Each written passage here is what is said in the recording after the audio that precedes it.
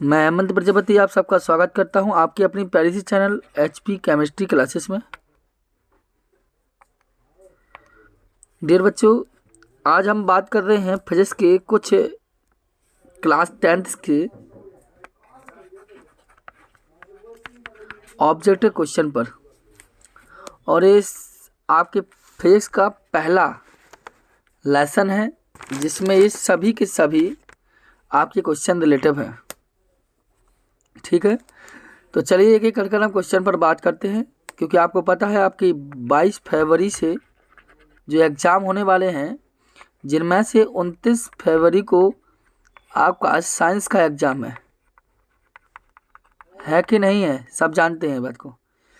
तो 29 फरवरी के लिए अभी तक हमने आपके केमिस्ट्री एंड बायोलॉजी के आपको ऑब्जेक्टिव क्वेश्चन दे दिए हैं, चैनल पर जाकर आप देख सकते हैं। और अब हम बात करेंगे नए लेक्चर पर, फिजिक्स पर। क्वेश्चन कहता है दाढ़ी बनाने में किस प्रकार के दर्पण का उपयोग किया जाता है। आपको पता है जब दाढ़ी बनाने में किस प्रकार के दर्पण का उपयोग किया जाता है। समतल का किया जाता है कि उत्तल का कि अवतल का कि कोई नहीं। तो डियर बता दें, दाढ़ी बनाने के लिए समतल और उत्तल का ना करके केवल हम अवतल दर्पण का उपयोग किया जाता है हमारे। ठीक है, आइए क्वेश्चन कहता है गोलीय दर्पण में फोकस और वक्र त्रिज्या के बीच संबंध क्या है। आप जानते हैं फॉर्मूला होता है F बराबर R/2। अब जहाँ F बराबर R/2 आपको दिखाई दे जाए वही राइट आंसर है, तो केवल आपका यही है। R आपकी फोकस दूरी, R वक्रता त्रिज्या है। ठीक है, आइए तीसरे नंबर के क्वेश्चन पर हम आपसे बात करेंगे। यदि किसी अवतल दर्पण की फोकस दूरी अर्थात F वक्र त्रिज्या R हो तो क्या होगा। तो वही चीज़ होगा जो अभी आपने बताया है कि क्या होगा, F बराबर R/2। क्वेश्चन कैसे भी पूछ सकता है, उसमें उस तरीके पूछा तो इसमें इस तरीके से चाहिए आपका। ठीक है, चौथे नंबर क्वेश्चन पर देखा, अवतल दर्पण से परावर्तन के बाद किरण किस बिंदु से होकर गुजरेगी। आपके पास दो दर्पण होते हैं, एक होता है अवतल और एक होता है उत्तल। तो वो कहता है अवतल दर्पण से परावर्तन के बाद, देखो एक दर्पण आप जानते हैं ये है जिसके बाहरी तल पर उभरे हुए तल पर पॉलिश होती है, और एक दर्पण आपका ये होता है जिसके भीतरी तल पर पॉलिश होती है। ये आपका अवतल होता है और ये आपका उत्तल होता है।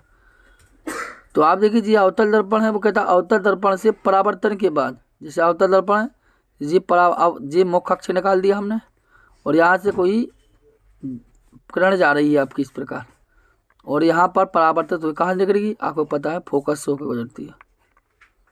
ठीक है, तो अभी क्या होगा यहाँ पर F जी वाला राइट आंसर होगा। ठीक है, किसी दर्पण से वस्तु को कहीं भी रखने से वस्तु के बराबर आकार का सीधा प्रतिबिंब बनता है। मतलब वो कहता है ऐसा कौन सा दर्पण है जो वस्तु को चाहे जहाँ भी रख दीजिए आप, प्रतिबिंब जो बनेगा वस्तु के बराबर बनता है और सीधा बनता है। ऐसी मतलब ऐसा कौन सा दर्पण है जिसके सामने वस्तु को कहीं भी रख दिया जाए, प्रतिबिंब वस्तु के बराबर आकार का सीधा बनेगा। तो आपको पता है ऐसा दर्पण है समतल दर्पण। क्या दर्पण होता है, समतल। ठीक है, पांचवा सी राइट आंसर। आइए प्रकाश के परावर्तन के नियम हैं, प्रकाश के अपवर्तन के नियम आप जानते हैं। अपवर्तन होता क्या है, जैसे मान लीजिए ये बीच से कोई रेखा खींची हमने, ये वायु है आपका, ऊपर वाला वायु माध्यम और नीचे वाला आपका जल है सपोज या कांच है, कोई चीज़ मान लीजिए जो मानना हो आपको। ठीक, और ये अभिलंब डाल दिया मैंने बीचों बीच से। जब प्रकाश की किरण वायु से कांच में आएगी तो होगा क्या, ये थोड़ी इस तरफ झुक जाएगी, जबकि किरण को जाना कहाँ चाहिए था, इस प्रकार। तो हुआ क्या, वायु कैसा माध्यम होता है, विरल, और जल कैसा माध्यम होता है, सघन, या कांच कैसा। तो जब वायु विरल से सघन में आती है तो अभिलंब की तरफ झुक जाती है। ठीक है, इसी अपवर्तन इसे बोलते हैं अपवर्तन। अपवर्तन का मतलब होता है विचलन होना। और अपवर्तन दो नियम होते हैं कि आपतितकरण तथा अपवर्तितकरण, तीनों और अभिलंब तीनों एक ही तल पर होते हैं। आपतन कोण की ज्या और अपवर्तन कोण की ज्या अर्थात sine i upon sine r बराबर स्मॉल एन, दो नियम होते हैं इसके। ठीक है, इस बात ध्यान देना आप, इस तो पढ़े हैं आप लोग। आइए क्वेश्चन कहता है प्रकाश का वर्ण विक्षेपण किस उपकरण से संभव होता है। जो प्रकाश है, प्रकाश का वर्ण विच्छेदन मतलब वर्ण विक्षेपण का मतलब होता है प्रकाश का अपने अवयवी रंगों में विभक्त होना। और जब प्रकाश अपने अपने अवयवी रंगों में विभक्त हो जाए तो उसे प्रकाश का वर्ण विक्षेपण कहा जाता है। यह किसके द्वारा संभव होता है, तो ये प्रिज्म के द्वारा संभव होता है। ठीक है, किसके द्वारा संभव होता है, प्रिज्म के द्वारा ये संभव होता है। इस बात को आप जान के रखिए। ठीक है, आइए किसी गोलीय दर्पण की वक्रता त्रिज्या 50 सेंटीमीटर है, फोकस दूरी बताइए। वक्रता त्रिज्या को हम लिखते हैं आर से, तो आर कितना दिया है 50 सेंटीमीटर। फोकस दूरी निकालना तो क्वेश्चन मार्क, तो फॉर्मूला लगा दीजिए एफ बराबर आर बाई टू, और आर कितना है 50 बाई टू, तो कितना होगा 25 सेंटीमीटर। यहाँ कोई दर्पण की तो बात की नहीं है, ये आपका केवल ये है आपका राइट आंसर होगा। ठीक है, आ गया समझ में आपको। 8वां 9वें नंबर क्वेश्चन लीजिए।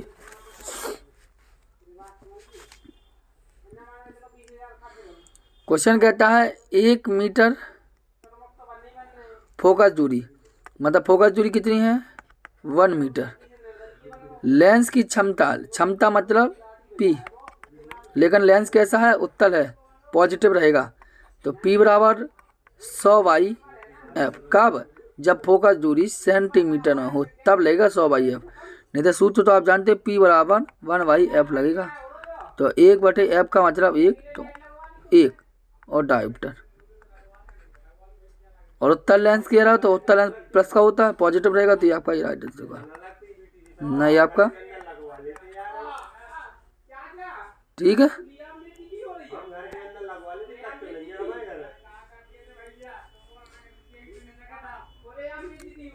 उत्तल लेंस की फोकस दूरी हमेशा होती है। उत्तल लेंस की फोकस दूरी कैसी होती है हमेशा, आपको पता है।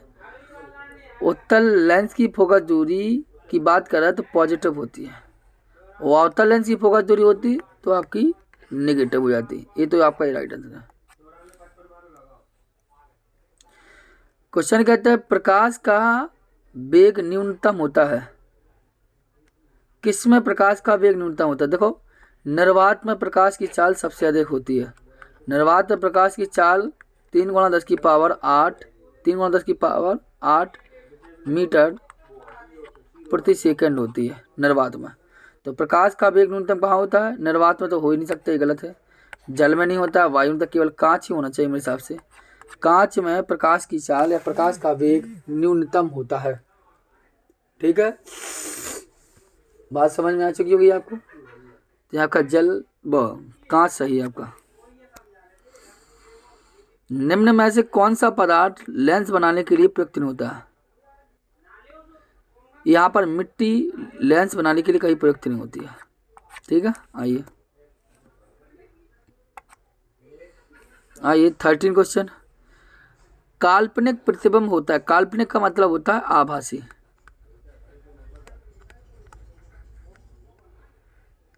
ठीक है, काल्पनिक प्रतिबिंब का मतलब होता है आभासी। तो क्वेश्चन ने पूछा आभासी प्रतिबिंब होता है, आभासी प्रतिबिंब हमेशा सीधा होता है कि हमारा आभासी प्रतिबिंब हमेशा उल्टा होता है कि आभासी प्रतिबिंब हमेशा सीधा और उल्टा दोनों होता है। तो इस बात को ध्यान रखना, आभासी प्रतिबिंब जब भी बनेगा वो बनेगा कैसा, सीधा बनता है।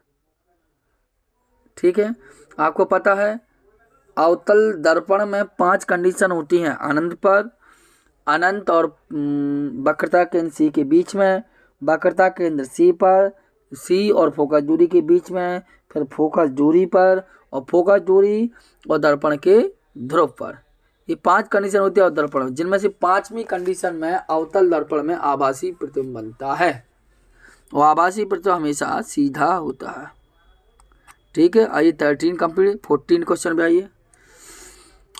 किस दर्पण से हमेशा वस्तु से छोटा प्रतिबिंब प्राप्त होगा? मतलब ऐसा कौन सा प्रतिबिंब दर्पण है जिससे हमेशा छोटा प्रतिबिंब प्राप्त होता है? हमेशा। तो छोटा प्रतिबिंब हमारे हिसाब से उत्तल होना चाहिए। आप बताइए, छोटा प्रतिबिंब किससे होता है? अवतल से होता है। इससे नहीं होगा ना, इससे। अवतल से छोटा और सब कैसे बन जाते हैं? उत्तल से हमेशा छोटा प्रतिबिंब होता ही है। आइए 15 नंबर 14 नंबर क्वेश्चन पर हम बात कर रहे हैं आपसे। 4D। 4D का मतलब क्या है?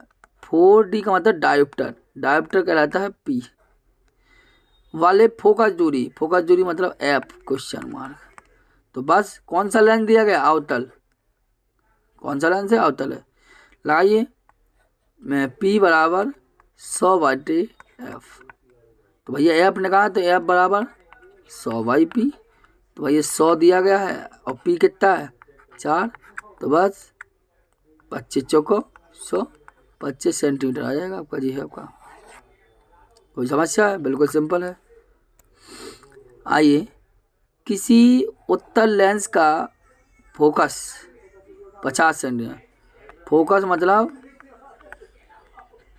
50 सेंटीमीटर। क्षमता ज्ञात करनी है। बस लगाइए पी बराबर 100/एफ। क्यों लगाएंगे 100/एफ? क्योंकि सेंटीमीटर दिया है तो 100 है। एफ का मान कितना है? 50। तो 50 दूनी 100। लेकिन लेंस कैसा है? उत्तल। तो ये आएगा पॉजिटिव। और पॉजिटिव कहाँ है? पॉजिटिव यहाँ, लेकर 5 है। जे नहीं, जे नहीं, डी आपका राइट आंसर होगा। देखो उत्तल लेंस है तो पॉजिटिव होगा। ठीक है, 18 में आइए। किस दर्पण से वस्तु का बड़ा प्रतिबिंब बनता है? देखो उत्तल से तो हमने आपको बताया हमेशा छोटा बनता है दर्पण से। किस दर्पण से वस्तु का बड़ा प्रतिबिंब बनता है? तो हमेशा रहना अवतल ही होना चाहिए। यहाँ पर कौन सा होना चाहिए? अवतल, क्योंकि इससे छोटा बनता है प्रतिबिंब। जब इससे छोटा बने तो इससे बड़ा बनेगा प्रतिबिंब। लेकिन हमेशा बड़ा नहीं, तो कब छोटा भी हो जाता है, बिंदु के आकार का भी हो जाता है। लेकिन उत्तल दर्पण में हमेशा प्रतिबिंब छोटा बनता है। ठीक है, सी राइट आंसर हो गया आपका। 18 क्वेश्चन में आइए।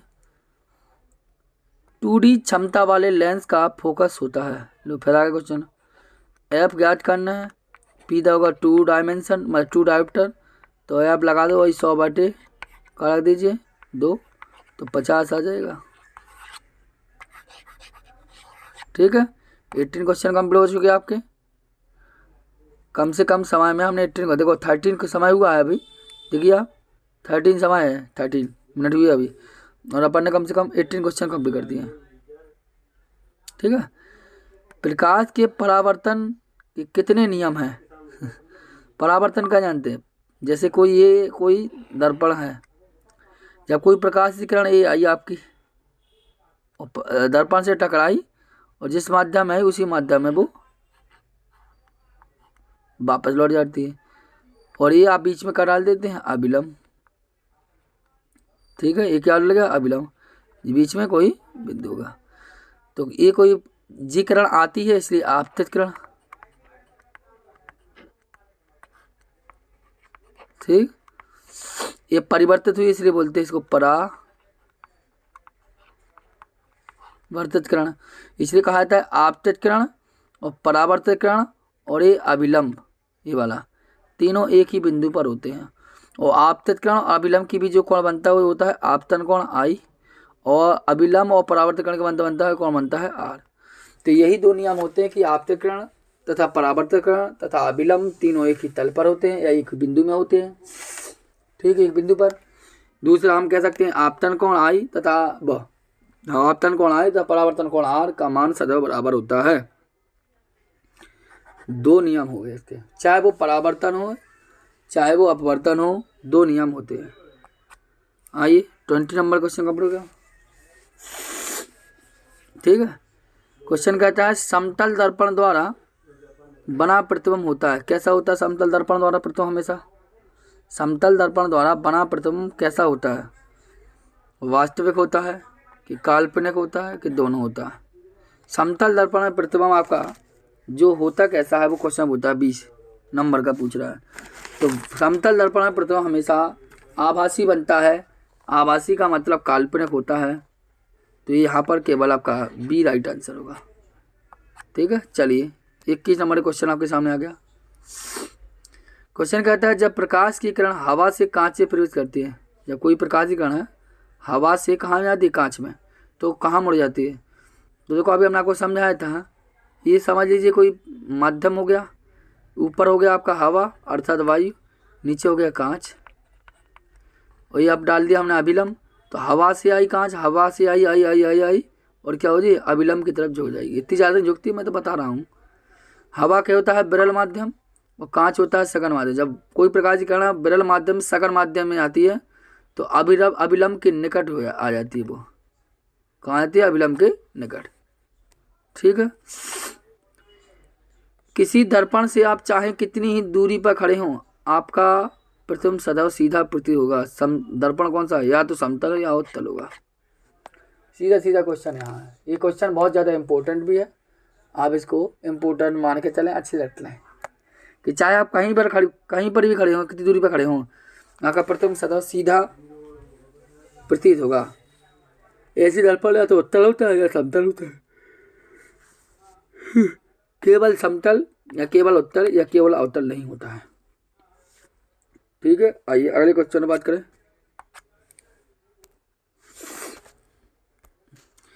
फोटोग्राफी कैमरा का अभिदृश्यक होता है, क्या होता है, उत्तल लेंस होता है कि अवतल होता है कि उत्तल दर्पण होता है कि अवतल दर्पण होता है, ये होता क्या है। तो यहाँ क्वेश्चन आपका राइट आंसर है 23 का ए। मतलब फोटोग्राफी कैमरा का जो अभिदृश्यक होता है वो होता है उसका उत्तल लेंस होता है। अभिदृश्य लेंस कैसा होता है, उत्तल लेंस होता है। फोटोग्राफी कैमरा का अभिदृश्य लेंस कैसा होता है, उत्तल लेंस होता है। बार बार याद कर लेना इसको, बार बार कह रहा हूँ। साइड मिरर के रूप में कौन प्रयुक्त होता है। आप देखते हैं गाड़ियों वगैरह में, चाहे मोटरसाइकिल हो, चाहे बस हो, चाहे ट्रक हो, चाहे कोई भी हो, साइकिल हो, उसमें साइड में दर्पण लगा होता है। वो कौन दर्पण होता है ये पूछा है। वो अवतल होता है क्या कि उत्तल होता है कि उत्तल लेंस होता है कि प्रिज्म होता है। भाई ये प्रिज्म उत्तल लेंस नहीं होगा, दर्पण की बात होती है। मिरर मतलब दर्पण, तो लेंस वाला और प्रिज्म तो कट गया। कौन सा होता है यहाँ पर आप बता सकते हैं, कौन सा होता है आपका अवतल नहीं होगा, केवल क्या होता है उत्तल दर्पण। साइड मिरर के रूप में हमेशा उत्तल दर्पण प्रयुक्त होता है। साइड मिरर के रूप में हमेशा उत्तल दर्पण प्रयुक्त होता है, इस बात को ध्यान देना हमेशा। ठीक है, आइए 25 की। एक अवतल दर्पण की फोकस दूरी 10 सेंटीमीटर, तो वक्र त्रिज्या क्या होगी। फोकस दूरी कितनी है, एफ बराबर है 10 सेंटीमीटर, वक्र त्रिज्या आर क्वेश्चन मार्क, तो लगा दिए एफ बराबर r/2। तो निकालना क्या है आर, तो आर बराबर निकाले 2f, तो 2f कितना है 10, तो कितना आ गया 20 सेंटीमीटर। ठीक है, 25 नंबर 26 पर आइए। किसी माध्यम की अपवर्तनांक म्यू का मान होता है। अरे ये तो सिंपल है, म्यू बराबर साइन आई बटे साइन आर। कौन सा है, साइन आई बटे साइन आर। ये साइन आर है, ये नहीं होगा, ये भी नहीं है, ये भी नहीं है, बस ये आपका। ठीक है, आइए। निर्गत किरण एवं अभिलंब के बीच कोण को कहते हैं। निर्गत किरण, आपतित किरण, एक निर्गत किरण। निर्गत किरण मतलब बाहर निकलने वाली, तो वो किरण वो होता है अपरावर्तन कोण। ठीक है, अवतल लेंस का आवर्धन बराबर होता है, अवतल लेंस का आवर्धन बराबर होता है b/u के। ठीक, आइए।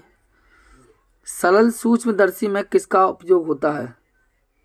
जो सरल सूक्ष्मदर्शी है उसमें किसका उपयोग होता है, अवतल दर्पण का होता है, नहीं। उत्तल दर्पण का, नहीं। अवतल लेंस का, नहीं। केवल सरल सूक्ष्मदर्शी में उत्तल लेंस का प्रयुक्त होता है। अभी थोड़ी देर पहले हमने आपसे बात भी की है इसके बारे में 29 नंबर के। ठीक है, किसी लेंस के द्वारा सिर्फ काल्पनिक प्रतिबिंब बनता है। ऐसा कौन सा लेंस है जिसके द्वारा काल्पनिक प्रतिबिंब बनता है। तो हमारे हिसाब से अवतल लेंस होना चाहिए आपका, नहीं उत्तल लेंस होना चाहिए। उत्तल लेंस में काल्पनिक प्रतिबिंब बनते। काल्पनिक प्रतिबिंब का मतलब हम आपको बार बार बता चुका हूँ, आभासी प्रतिबिंब। कौन सा प्रतिबिंब बनता है? आभासी प्रतिबिंब। ठीक है, आइए 31 का देखें। क्वेश्चन कहता है एक उत्तल लेंस होता है सभी जगह समान मोटाई का, बीच के अपेक्षा किनारों पर मोटा, किनारों के अपेक्षा बीच में मोटा, क्या होता है वो कहता है। तो यहाँ पर क्वेश्चन क्या बताता है कि उत्तल लेंस कैसा होता है? किनारों की अपेक्षा बीच में मोटा। उत्तल लेंस का मतलब होता है इस प्रकार का लेंस, जो उत्तल लेंस होता है, और ये अवतल लेंस। देखो किनारों पर क्या है? पतला, और बीच में क्या है? मोटा। तो किनारों की अपेक्षा बीच में मोटा होता है, तो यही आपका। और जी अवतल लेंस होता है बीच में पतला और किनारों पर मोटा। ठीक है, 32 का ये। किसी बिंब का वास्तविक तथा समान आकार का प्रतिबिंब प्राप्त करने के लिए, मतलब बिंब का मतलब किसी वस्तु का वास्तविक और समान आकार का प्रतिबिंब प्राप्त करने के लिए बिंब को उत्तल लेंस के सामने कहाँ रखें? बिंब को मतलब वस्तु को उत्तल लेंस के सामने कहाँ रखें? बस सवाल को सही से पढ़ी, समझ में आएगा। क्वेश्चन कहता है यदि बिंब का वास्तविक और समान आकार प्रतिबिंब चाहिए तो फोकस की दुगनी दूरी ले लीजिए, आपको पता चल जाएगा। दुगनी दूरी लीजिए, इस पर स्टार लगा लीजिए, इस पर 3 स्टार लगा लीजिए। क्वेश्चन आएगा आपका बोर्ड एग्जाम में अभी। 33 किसी बिंब का अवतल दर्पण द्वारा बना प्रतिबिंब आभासी सीधा बिंब से बड़ा पाएगा, वस्तु की स्थिति कहाँ होनी चाहिए? मतलब शर्तें हैं उसकी कि प्रतिबिंब कैसा हो? आभासी है, सीधा है और बिंब से क्या है? बड़ा। तो कहाँ वस्तु होनी चाहिए, क्या बताना चाहता है? तो भाई ये दर्पण के ध्रुव और मुख्य फोकस के बीच यदि रख दी जाए तो ये सभी कंडीशन फॉलो हो जाएंगी, जो कह रहा है, आभासी कह रहा है, सीधा कह रहा है, ये सब चीज़ें। ठीक है,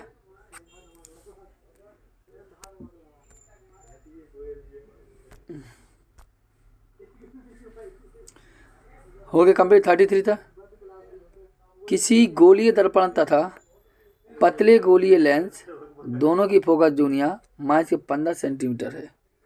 दर्पण तथा लेंस संभवतः क्या है? देखो फोकस दूरी अगर माइनस की हो इसका मतलब है अवतल। क्या होगा? अवतल ना, 34 अवतल होगा। और लेंस भी हो तो भी अवतल। मतलब अवतल में चाहे अवतल लेंस हो चाहे अवतल दर्पण हो, फोकस दूरी माइनस की होती है, अर्थात 34 का ए राइट होगा। ठीक है, आइए अगले क्वेश्चन पर हम बात कर ले रहे हैं आपसे। डिलीट कर दें इसको। देखिए परावर्तन के नियम से निर्धारित होता है आपतन कोण और परावर्तन कोण बराबर। ये बता रहा है कि परावर्तन और आपतन कोण बराबर, कि आपतनों को जी तो हो नहीं होगा। आपतन कोण और परावर्तन कोण परावर्तन के नियम में बराबर होते हैं, यही आपका राइट है। 36 नंबर पर आइए। केवल 10 क्वेश्चन या 11 क्वेश्चन आपके और रहे शेष, बाकी आपका ये लेक्चर कंप्लीट हो गया। और अगर अभी तक आपने चैनल को सब्सक्राइब ना किया हो तो आपसे निवेदन है मेरा कि आप चैनल को सब्सक्राइब अवश्य कर लीजिए। ठीक है, जिससे आप हमारे साथ जुड़ सकें और हम और आप सभी लोग एक साथ मिलकर अच्छा से अच्छा कार्य कर सकें। लेंस में मुख्य फोकस की संख्या कितनी होती है? लेंस में अगर मुख्य फोकस करें तो प्रथम मुख्य फोकस होता है और द्वितीय मुख्य फोकस होता है, अर्थात टोटल संख्या कितनी होगी? 2 होगी। ठीक है, तो लेंस में 2 फोकस होते हैं, प्रथम मुख्य फोकस, ये द्वितीय मुख्य फोकस। प्रकाश की किरणें गमन करती हैं, टेढ़ी में कभी नहीं करेंगे ना सीधी या सीधा में। प्रकाश की किरणें हमेशा सीधी रेखा में गमन करती हैं। प्रकाश का एक गुण होता है कि प्रकाश हमेशा सीधी रेखा में गमन करता है। ठीक है, 37 का ये कंप्लीट है। 38 का ये 38। अवतल दर्पण की फोकस दूरी उसकी वक्रता त्रिज्या क्या होती है? आधी होती है। अवतल दर्पण की फोकस दूरी वक्रता आधी होती है। 40 का आइए आप।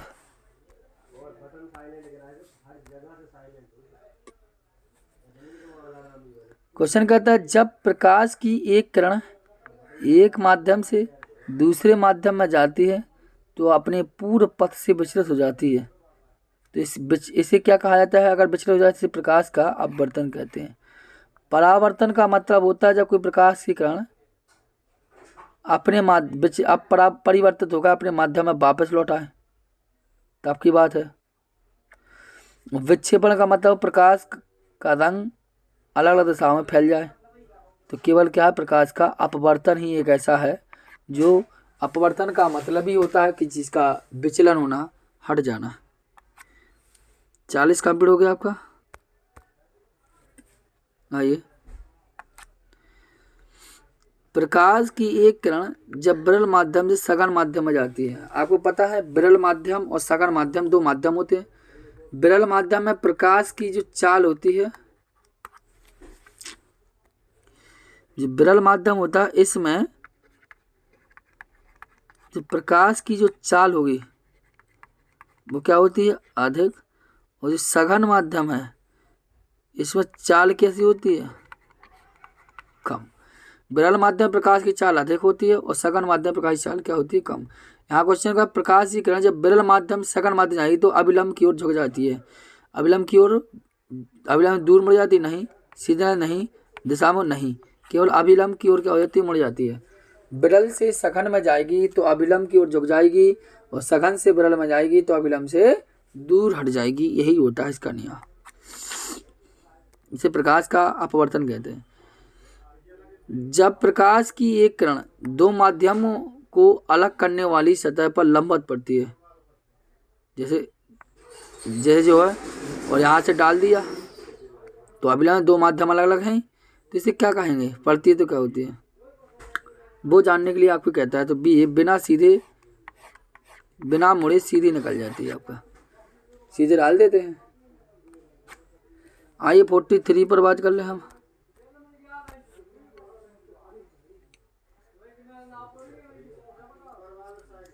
आइए, पानी से भरी बाल्टी की गहराई कम मालूम पड़ने का कारण क्या है? अब आप कभी भी घर पर भी प्रैक्टिस कर सकते हैं। अगर पानी, लोहे की बाल्टी में अगर पानी भरते हैं, आप किसी बाल्टी में पानी भरते हैं तो लंबाई यदि उसकी 4 फीट होगी तो आपको ऐसा लगेगा कि 4 फीट नहीं है, मतलब गहराई उसमें कम लगती है। गहराई कम इसलिए लगती है क्योंकि वो अपवर्तन होता है। उसका कारण क्या होता है, अपवर्तन। अगर पानी से भरी बाल्टी की अगर गहराई देखें तो खाली बाल्टी की अपेक्षा में लगेगा खाली बाल्टी में गहराई ज़्यादा है और भरी बाल्टी में गहराई कम है। ऐसा इसलिए होता है क्योंकि प्रकाश का वहाँ पर अपवर्तन होता है। ठीक है। जब प्रकाश एक माध्यम दूसरे माध्यम जाता है तो तब अपवर्तन होता है। क्या सा होता है, प्रकाश की चाल में परिवर्तन होने के कारण, प्रकाश की चाल में परिवर्तन नहीं होने के कारण, प्रकाश के रंग में परिवर्तन होने के कारण। किसके कारण होता है, तो भैया रंग से कोई परिवर्तन नहीं है। रंग तब होता है जब वर्ण विक्षेपण की बात की थी। क्वेश्चन कहता है जब प्रकाश एक माध्यम से दूसरे माध्यम में जाता है तो अब अपवर्तन होता है। क्या होता है, अगर प्रकाश की चाल में परिवर्तन हो तब होगा, कि प्रकाश की चालों की परिवर्तन नहीं हो तब नहीं। भैया प्रकाश की चाल में यदि परिवर्तन होगा तो प्रकाश में अपवर्तन होता है। इस बात है, प्रकाश की चाल में यदि परिवर्तन होगा तो अपवर्तन होता है। दोबारा बोल रहा हूँ, जब प्रकाश की चाल में परिवर्तन होगा तो अपवर्तन होगा, क्योंकि प्रकाश की किरण जब विरल माध्यम से सघन माध्यम में जाती है तो अभिलंब की झुक जाती है, सघन से विरल में जाती है तो अभिलंब से दूर बढ़ जाती है। आपका यहाँ पर जो ए है यही राइट आंसर होगा आपका, इस बात को ध्यान देना। कौन सा राइट आंसर आपका, ए। 44 का ए वाइट होगा। क्लियर है। चलिए 44 के बाद 45, इसके बाद एक क्वेश्चन और रहा आपका, सघन माध्यम से विरल माध्यम प्रवेश करने पर आपतन कोण और अपवर्तन कोण में क्या संबंध है। सघन माध्यम से विरल माध्यम में कोई प्रकाश की किरण प्रवेश करती है तो आपको पता है वह प्रकाश की किरण अभिलंब से दूर हट जाती है। तो क्वेश्चन कहता है कि सघन माध्यम से विरल माध्यम में प्रवेश करने पर आपतन कोण तथा अपवर्तन कोण में क्या संबंध रहता है। दोनों के कोण बराबर होते हैं, आपतन कोण बड़ा, अपवर्तन कोण बड़ा, कोई निश्चित संबंध तो नहीं है। 45 का है, जब ऐसा होगा तो आपका सी राइट आंसर होगा कि अपवर्तन कोण बड़ा हो जाता है। अपवर्तन कोण क्या होता है, बड़ा। ठीक है, ये आपका राइट आंसर है। समझ में आई बात हो रही? ये लास्ट क्वेश्चन और देख लें आप कि जब प्रकाश की किरण हवा से कांच के प्रिज्म की अपवर्तन सतह से होकर प्रवेश करती हुई दूसरे अपवर्तन सतह से होकर बाहर निकलती है, तब क्या होते हैं? तब यहाँ प्रिज्म के आधार की ओर होता है ऐसा। इसको आप पढ़ लीजिए, मैंने आपको बताया विकल्प बी आपका राइट आंसर होगा। बी से आपको मतलब है, जिससे आपका यही आपका राइट आंसर होगा। डियर दोबारा कहता हूँ, आपके मैंने 45 क्वेश्चन किए हैं, 46 नहीं, क्योंकि एक क्वेश्चन बीच में था नहीं। यदि आपने ध्यान दिया हो तो केवल 45 क्वेश्चन किए हैं फिर इसके पहले लेसन के। ऐसा हो नहीं सकता कि बच्चों आपके इस लेसन से जो विकल्प बने आपको फंसे ना।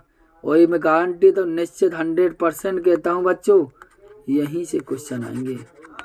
पहले भी कहता रहा, अभी भी कह रहा हूँ, ऑब्जेक्टिव क्वेश्चन को आपको कहीं और जाने की आवश्यकता नहीं होगी। केवल HP केमिस्ट्री क्लासेस पर बनी रहिए और सभी क्वेश्चन आपको मिल जाएंगे। अगर चैनल पर नए हो तो चैनल को सब्सक्राइब अवश्य कर दें, बेल आइकन ना दबाया हो तो वो भी दबाइए, जैसे सूचना आप तक मिलती रहे और हम आप एक दूसरे से जुड़ सकें। समझ बच्चों को, जय